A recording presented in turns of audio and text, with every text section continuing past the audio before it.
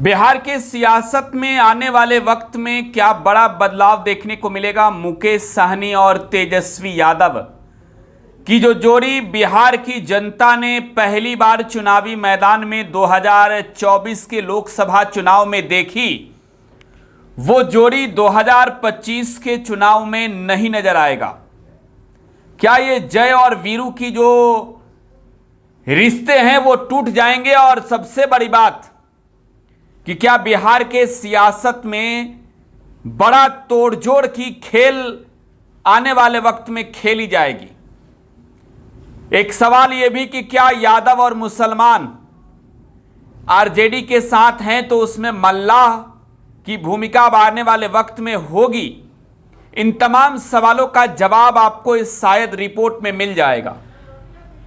बिहार की सियासत में चर्चा हर वक्त हर चीजों का होते रहता है, लेकिन इस वक्त जो चर्चा सबसे ज्यादा है वो मुकेश साहनी का है।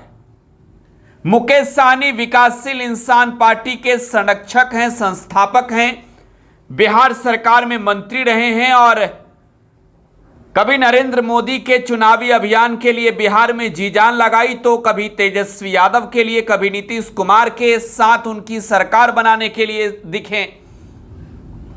लेकिन आने वाले वक्त में जो बिहार में चुनाव होगा विधानसभा का, उस चुनाव में आखिरकार क्या खेल होगा। नीतीश कुमार जो खेल खेलने के लिए जाने जाते हैं वो खेल अब मुकेश साहनी के साथ खेल रहे हैं। लालू प्रसाद यादव और तेजस्वी यादव मुकेश साहनी को चाह कर भी नहीं रोक पाएंगे क्या? सोशल मीडिया हो या फिर बिहार का सियासी गलियारा, चर्चा हर जगह यही हो रही है कि जय और वीरू की दोस्ती टूट जाएगी। इसके पीछे एक मजबूत वजह भी है। हाल ही में मुकेश साहनी के पिता जीतन साहनी की हत्या अपराधियों ने की थी। मुकेश साहनी के घर सम्राट चौधरी भी पहुंचे थे, जेडीयू के कई मंत्री पहुंचे, भाजपा के कई विधायक पहुंचे, एलजेपी का प्रतिनिधित्व करने के लिए एक मंडल पहुंचा वहां पर। चिराग पासवान हालांकि तब नहीं गए थे, बाद में चिराग पासवान ने भी मुलाकात की। लालू यादव स्वयं गए थे। तेजस्वी यादव ने पटना में मुकेश साहनी से मुलाकात की। अशोक चौधरी के मुलाकात के बाद जो है वो माहौल बदल गया। बिहार में मुकेश साहनी का राजनीतिक वजूद कितना बड़ा है, इससे भी इस रिपोर्ट में समझने की और आपको समझाने की कोशिश करेंगे। देखिए, बिहार में मल्लाहों की एक बड़ी आबादी है और यह माना जाता है कि सन ऑफ मल्लाह मुकेश साहनी स्वयं को कहते हैं। और इसके पीछे मजबूत वजन यह है कि बिहार के मल्लाहों का साथ भी मुकेश साहनी को मिलते रहा है। खैर, तेजस्वी यादव के साथ उनकी दोस्ती हुई थी और यह दोस्ती पहली दफे 2019 के चुनाव में हुई। पहले मुकेश साहनी के राजनीतिक वजूद को समझ लीजिए, फिर आगे इस आने वाले रिश्ते पर बात करेंगे।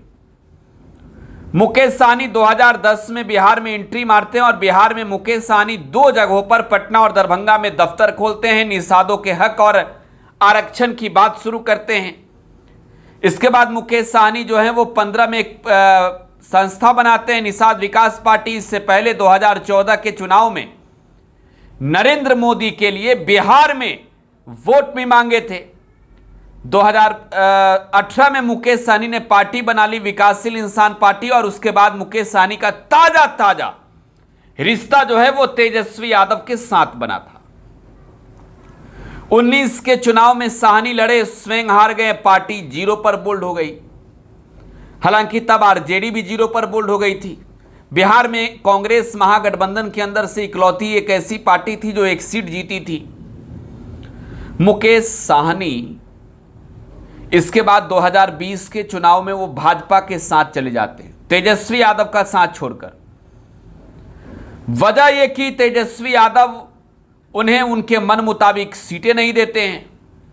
जिस मुकेश साहनी की पार्टी का राजनीतिक वजूद बिहार में शून्य बटा सन्नाटा है, वो मुकेश साहनी मन मुताबिक सीट के लिए महागठबंधन छोड़कर एनडीए में गए और एनडीए के अंदर गए तो यह स्पष्ट दिखा कि साहनी के टिकट पर चुनाव लड़ने वाला हर व्यक्ति भारतीय जनता पार्टी का नेता था और बाद में मुकेश सहनी को छोड़कर सब लोग भाजपा के अंदर चले भी गए। मुकेश सहनी फिर नीलबटा सन्नाटा हो गए। हालांकि विधानसभा में तब नीतीश कुमार की सरकार बनाने में सहनी ने बड़ी भूमिका निभाई थी। इसके अलावा अगर बात की जाए, मुकेश सहनी ने राजनीतिक तौर पर अपनी एक अलग पहचान अपने बल पर बनाई है, इसमें कोई दो राय नहीं। बिहार में निषादों के सबसे बड़े नेता बन गए, इसमें भी कोई दो राय नहीं। लेकिन निषादों के वोट बैंक की जब बात होती है तो मुकेश सहनी मल्लाहों का वोट ट्रांसफर नहीं करा पाते हैं और यह बिहार का चुनाव इस बात का परिणाम हमेशा से देते रहा है। हालांकि मुकेश सहनी ने निश्चित तौर पर अगर देखी जाए तो जब जब समीकरण बदला, जब जब गठबंधन बदला, तब तब खेल कहीं ना कहीं जरूर बनाया और बिगाड़ा। 2025 में बिहार में विधानसभा के चुनाव होने और इससे पहले हाल ही में कई चैनलों को मुकेश सहनी ने इंटरव्यू दिया। इंटरव्यू में मुकेश सहनी ने कंफर्म किया कि वो तेजस्वी यादव के साथ नहीं जा रहे, यानी बिहार में यादव मल्लाह एक साथ ही रहेंगे, एक साथ ही मिलकर लड़ेंगे। लेकिन अगर वर्तमान समय में मुकेश सहनी के सोशल मीडिया हैंडलों पर आपकी नजर पड़ेगी तो आप कहेंगे अरे मुकेश सहनी जा कहां रहे। हाल ही में हर घर तिरंगा का आह्वान भाजपा ने किया और मुकेश सहनी ने अपनी प्रोफाइल पिक्चर बदल ली। इसके अलावा नीतीश कुमार की जमकर तारीफ मुकेश सहनी ने तब की जब उनसे 2 दिनों पहले बिहार सरकार के एक मंत्री जो नीतीश कुमार के बेहद करीबी हैं, अशोक चौधरी, वो मुलाकात करने के लिए पहुंचे। मुकेश सहनी से मुलाकात हुई और उन्होंने लहरा दिया ये कहकर कि बातें तो हुई ही हैं। आगे एनडीए में शामिल घटक दलों के नेताओं ने, खासतौर पर जेडीयू के मंत्रियों ने कहा कि स्वागत करेंगे मुकेश सहनी का हम। मुकेश सहनी चर्चा में आ गए। यह चर्चा तब नहीं बढ़ा जब नीतीश कुमार की तारीफ उन्होंने की, यह चर्चा तब और बढ़ गया जब मुकेश सहनी ने विकासशील इंसान पार्टी के संरक्षक व बिहार सरकार के पूर्व मंत्री, मैं एक बात बताना भूल गया कि वर्ष 2020 के चुनाव में उनकी पार्टी सरकार में शामिल हुई और मुकेश सहनी एमएलसी बने थे और एमएलसी बनकर मुकेश सहनी जो है वो बिहार सरकार में मंत्री भी बने थे पशुपालन विभाग के।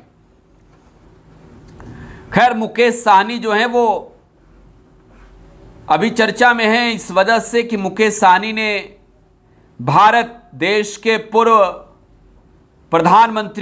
प्रधानमंत्री दिवंगत अटल बिहारी वाजपेयी को श्रद्धांजलि दी है। श्रद्धांजलि और शुभकामनाएं ये सियासत में चलते रहता है। ये दलीय तौर पर अगर देखी जाए तो इसमें कोई बंधक नहीं है। लेकिन मुकेश सहनी ने पोस्ट डाला तो शायद बवाल हुआ और चर्चा का विषय भी बन गया, क्योंकि मुकेश सहनी पूर्व में इस तरीके का कोई भी सोशल मीडिया पर कदम उठाते नजर नहीं आए हैं। मैं मुकेश सहनी की बात कर रहा हूं। खैर, इसके अतिरिक्त मुकेश सहनी तेजस्वी यादव के साथ रहेंगे या नहीं, जरा पहले यह समझ लेते हैं। यह भी चर्चा है कि मुकेश सहनी को विधान परिषद भी भेजा जा सकता है और मुकेश सहनी जो है वो राज्यसभा के डिमांड कर रहे हैं। उपेंद्र कुशवाहा की जगह बिहार से मुकेश सहनी को भेजा जा सकता है और इंतजार है मुकेश सहनी को एनडीए के जवाब का, इसमें भी कोई दो राय नहीं। लेकिन एनडीए बिना शर्त मुकेश सहनी को बुला रही है, मतलब यह कि ना तो हम आपको राज्यसभा भेजेंगे, ना ही आपको जो है वो हम विधान परिषद भेजेंगे।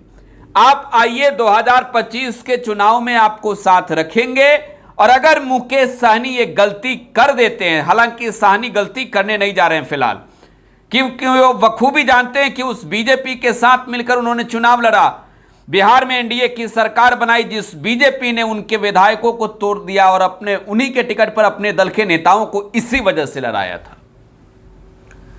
मुकेश सहनी 2025 का चुनाव आरजेडी के साथ ही लड़ेंगे। बिहार में यह भी कंफर्म है कि मुकेश सहनी कोई भी ऑफर फिलहाल स्वीकार नहीं करने जा रहे हैं। भाजपा उस गठबंधन में है तो मुकेश सहनी 25 सीट चाहिए तभी जाएंगे, नहीं तो वो नहीं जाएंगे, ये शर्त है। तो खैर एनडीए में फिलहाल बात फाइनल नहीं है। बिहार में मल्ला और यादव की दोस्ती जनता देखेगी, नेता देखेंगे और वोट के दौरान इस पर चोट भी होगा। फिलहाल आप टुडे बिहार न्यूज के साथ बने रहें। धन्यवाद।